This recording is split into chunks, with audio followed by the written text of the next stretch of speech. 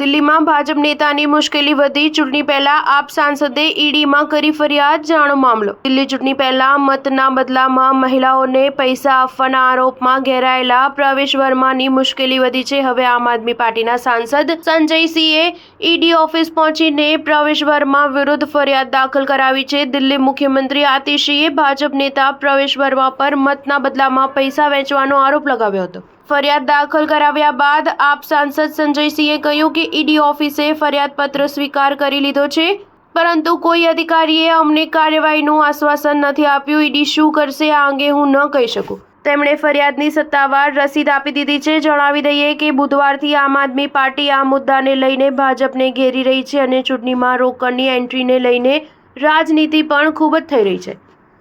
ઉલ્લેખનીય છે કે દિલ્હીના મુખ્યમંત્રી આતિશીએ ભાજપ નેતા પ્રવેશ વર્મા પર કેસ વેચવાનો આરોપ લગાવ્યો છે। આતિશીએ કહ્યું હતું કે ભાજપ નવી દિલ્હી વિધાનસભામાં લોકોના વોટર કાર્ડ જોઈને રૂપિયા વેચી રહી છે। ભાજપના પ્રવેશ વર્મા રંગે હાથ પૈસા વેચતા પકડાઈ ગયા છે।